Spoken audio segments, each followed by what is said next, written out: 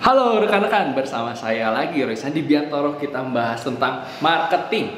Kali ini kita membahas tentang alliance marketing, affinity marketing, atau co-branding marketing namanya. Ini beberapa istilah yang kalau rekan-rekan cari, mereka mengatakan berbeda, tapi sebenarnya sama dan mirip banget lah. Jadi saya ajarkan di satu video saja.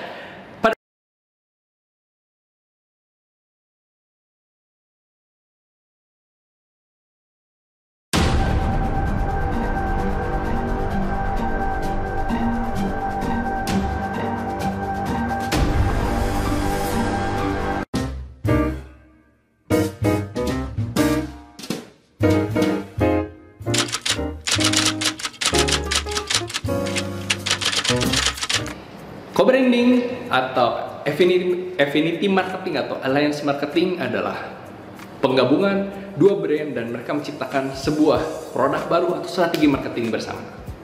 Pada dasarnya adalah sebuah teknik marketing yang dibuat oleh dua perusahaan atau dua brand. Oke, dua brand ini mereka memutuskan untuk bekerja sama dan mereka membuat sebuah strategi marketing bersama. Oke, dasarnya adalah seperti itu.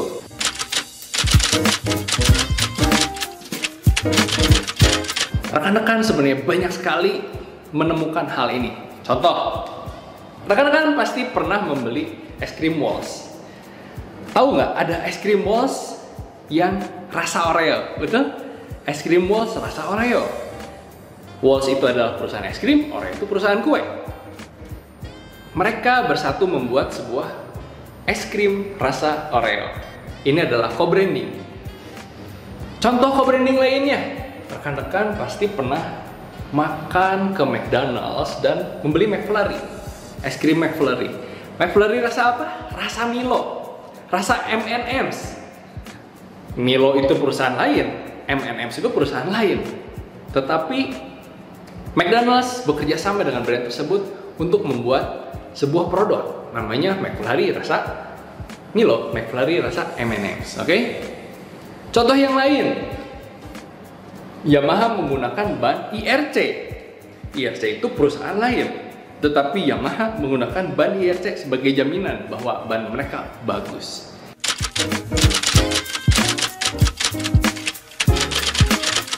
Kenapa kita membutuhkan alliance marketing? Wah Pak, repot banget gitu ya. Ngurusin perusahaan sendiri aja bingung kadang-kadang. Tenang, banyak keuntungannya. Oke? Keuntungan pertama yaitu, tahukah Anda, pada saat Anda bekerja sama dengan perusahaan lain, sebenarnya kita sedang membuka akses terhadap pasar yang baru.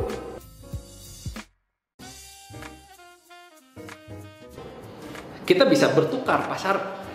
Kalau misalnya tadi Oreo dengan Walls, ada orang yang seneng cuman Walls-nya doang. Tapi ada juga orang yang seneng Oreo-nya. Orang yang seneng dengan Oreo akan nyobain, wah ini Oreo tapi bentuknya es krim nih. Yang dulunya nggak membeli es krim Walls, misalnya dia penyuka es krim Campina, akan nyobain dong karena dia penyuka Oreo dan siapa tahu Oreo pakein es krim enak ya gitu ya. Membuka pasar yang baru. Keuntungan yang pertama.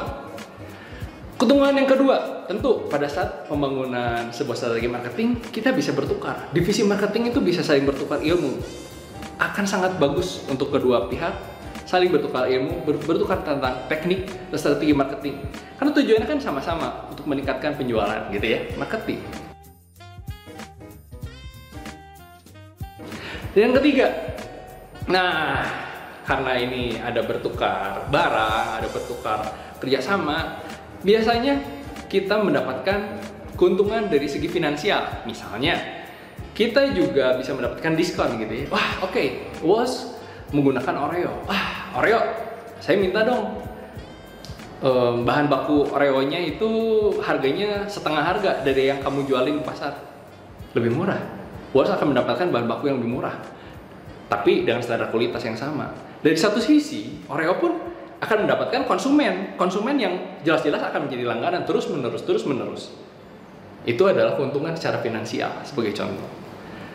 Dan yang selanjutnya adalah berbagi tanggung jawab, karena mereka akan saling, karena ini adalah hubungan dua pihak dan simbiosis mutualisme, mereka akan saling bertanggung jawab terhadap produk mereka masing-masing. Tentu Oreo akan sangat bertanggung jawab karena sudah ada perjanjian yang kuat bahwa saya akan memberikan Oreo dengan kualitas yang seperti ini. Karena saya membawa nama baik Walls. Dan sama, Walls juga membutuhkan Oreo untuk menghasilkan es krim yang enak. Karena saya membawa nama baik Oreo. Jadi mereka saling bertanggung jawab dan mereka memiliki komitmen yang baik. Bayangkan apabila ini hanya proses jual beli saja, bisa dong. Tanpa saya harus menjual, misalnya Walls tanpa harus menjual kata-kata Oreo-nya. Ya sudah, saya hanya membeli potongan kue atau cookies dari Oreo saja tanpa saya harus menjual kata-kata Oreo-nya. Oreo bisa kualitasnya belum tentu sebagus dengan ada perjanjian yang kuat. Dan keuntungan yang terakhir, sebenarnya ini kita ada kemungkinan untuk menciptakan sebuah produk baru, betul ya? Tadi kayak Walls rasa Oreo, McFlurry rasa Milo, itu ternyata tercipta sebuah produk baru yang inovatif. Bisa membantu juga untuk membuat kita sebuah produk yang kayaknya belum pernah kita pikirkan. Itu adalah beberapa keuntungan dari alliance marketing atau affinity marketing.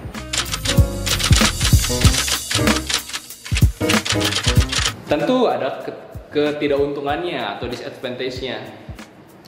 Salah satu contoh dari kerugian dari alliance marketing sebenarnya kembali ini harus jelas ya tanggung jawabnya. Kalau salah satu dari perusahaan itu tidak fair dengan bentuk kerjasamanya, tentu akan sangat merugikan.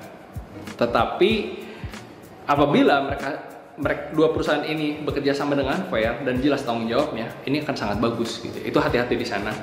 Lalu yang kedua adalah yang tadi bertukar informasi ya. Sebenarnya ini hal yang positif, tapi tentu harus ada batasan karena bisa saja ada divisi-divisi yang saling bertukar rahasia perusahaan di mana itu akan menjadi bocor. Oke, jadi hati-hati karena banyak bertukar informasi kadang-kadang kita kebablasan. Akhirnya kita bertukar gosip atau rahasia perusahaan yang seharusnya tidak keluar sampai divisi orang lain. Lalu yang selanjutnya adalah reputasi. Oke, reputasi tadi mengenai tanggung jawab.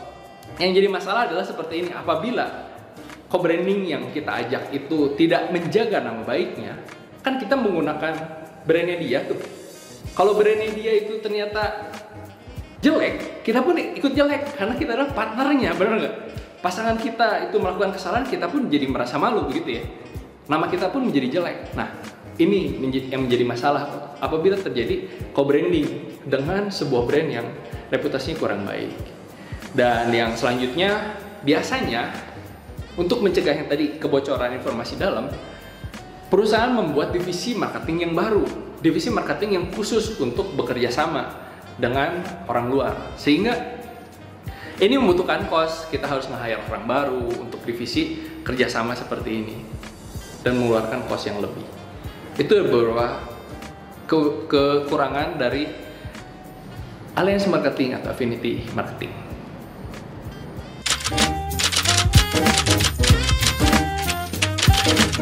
Lalu bagaimana cara menciptakan affinity marketing atau alliance marketing? Tahap pertama adalah tujuan kita untuk affinity marketing untuk apa? Ya pasti ekspansi pasar loh ya. Ekspansi pasar itu kemana arahnya? Ekspansi pasar itu targetnya siapa? Nah, dari sana baru kita cek nih. Untuk kita bekerja sama, itu sebenarnya ada dua, yaitu kerjasama dengan supplier kita, seperti Oreo dengan Walls gitu ya. Oreo itu menjadi suppliernya Walls. Atau misalnya antara Brodo dengan Tokopedia, marketplace.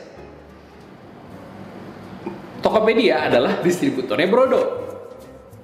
Brodo itu produk sepatu ya. Nah, Brodo bekerja sama dengan Tokopedia, yaitu kepada distributornya. Nah, tergantung targetnya mau kemana. Kita bisa menarik dengan supplier, kita juga bisa membesarkan dengan bekerja sama dengan distributor. Itu akan menghasilkan dua hal yang berbeda. Lalu selanjutnya tentu kita harus bikin bentuk kerjasama yang bagus. Bentuk kerjasama yang bagus itu tentu harus dijelasin dengan sejelas-jelasnya. Seperti apa bentuk perjanjiannya, target dari setiap supplier, tentang produknya yang akan dibuat, targetnya apa sih pada saat mereka sudah meng-co-brandingkan, bekerja sama. Target dari strategi marketing ini apa sih tujuan akhirnya. Lalu pembagian tanggung jawab jelas, tentang kualitas, standar kualitas yang harus dibuat, tentang sampai kapan sih batas waktu perjanjian yang kita lakukan. Lalu posisi, nah posisi ini adalah sebenarnya dalam setiap sebuah perjanjian atau kerjasama co-branding itu ada posisi leading dan supporting. Sebagai contoh, Oreo dengan Walls tadi, Oreo itu supporting sebenarnya, Walls itu leadingnya karena dia yang menjualkan, dia yang menggunakan merek Oreo-nya. McDonald's dengan Milo, McDonald's-nya yang menjadi leading, Milo-nya menjadi supporting. IRC dengan Yamaha, IRC-nya menjadi supporting, Yamaha lah menjadi leadingnya begitu ya. Tentukan posisinya dan sampai mana batasannya. Karena dengan bentuk tanggung jawab dan perjanjian yang jelas, kita akan mencegah hal-hal yang menjadi kerugian yang biasanya muncul pada saat terjadi co-branding atau affinity marketing ini. Yang selanjutnya adalah reputasi. Nah, ini harus dicek nih dari awal-awal. Perusahaan yang kita ajak kerjasama untuk co-branding, reputasinya gimana sih? Tentu kita harus cari yang paling bagus, bener nggak?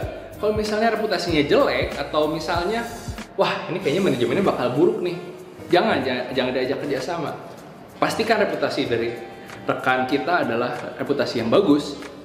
Dengan kita memanfaatkan reputasi yang bagus, maka kita juga akan meningkatkan reputasi kita. Itulah penjelasan mengenai affinity marketing atau partnership atau co-branding yang bisa rekan-rekan gunakan untuk meningkatkan marketingnya rekan-rekan.